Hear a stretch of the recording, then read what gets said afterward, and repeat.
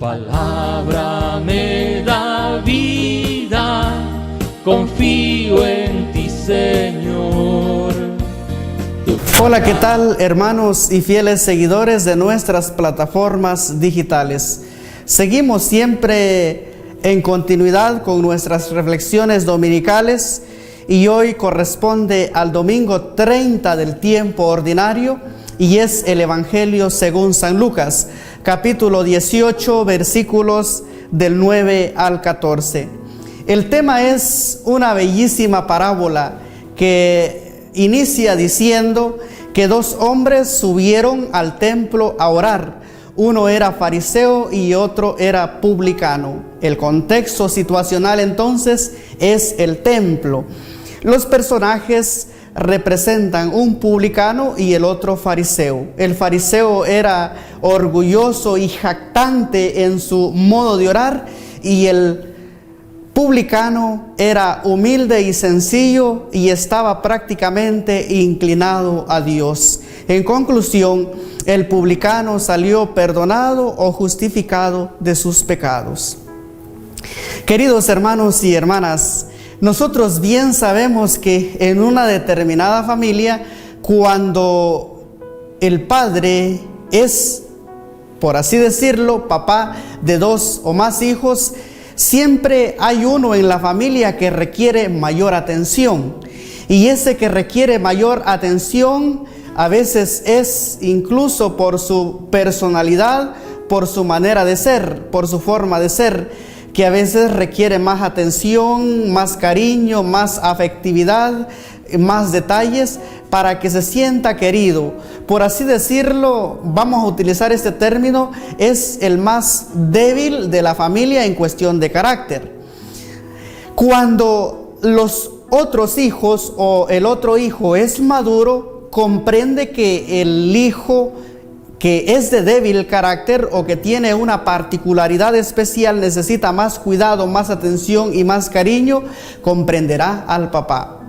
Y por eso, entonces, Dios Padre es como ese papá, ese padre responsable y maduro que sabe que el que necesita más atención es aquel vulnerable, aquel humilde, aquel sencillo, aquel que es incluso un objeto de manipulación, un objeto de utilidad o de instrumentalización. Y en este caso son los pobres, los pecadores, los marginados y los enfermos. Y hoy el tema es un publicano, un marginado existencial, por así decirlo. Por eso, queridos hermanos, nosotros, mensaje central, nosotros como cristianos, como discípulos del Señor, debemos de reconocer que necesitamos de Dios. Solo Dios puede justificar o perdonar nuestros pecados.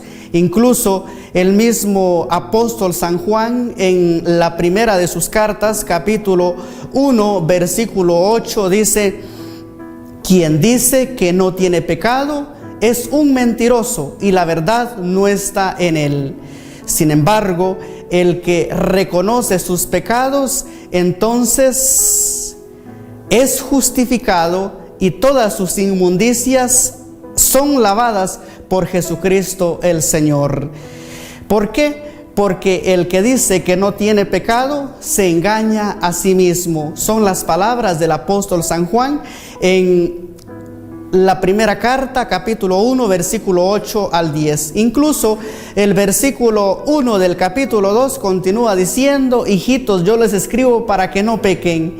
Y si alguien peca, sepan que hay un abogado. Y ese abogado es Jesucristo el Señor. Solo Él puede justificar nuestros pecados. Aquí la pregunta: ¿para qué nosotros asistimos a la Santa Eucaristía, al templo? Queridos hermanos, porque allí siempre se actualiza, se renueva aquel hermoso sacrificio que Cristo llevó a cabo en la cruz a través de la Santa Eucaristía. Allí se justifican mis pecados, se perdonan mis pecados, todas mis inmundicias, y por eso acudo a la Santa Eucaristía. En su doble mesa, primero escucho la palabra para orientar mi conducta, luego me alimento con el cuerpo y la sangre de Cristo, que es el alimento espiritual para la vida eterna.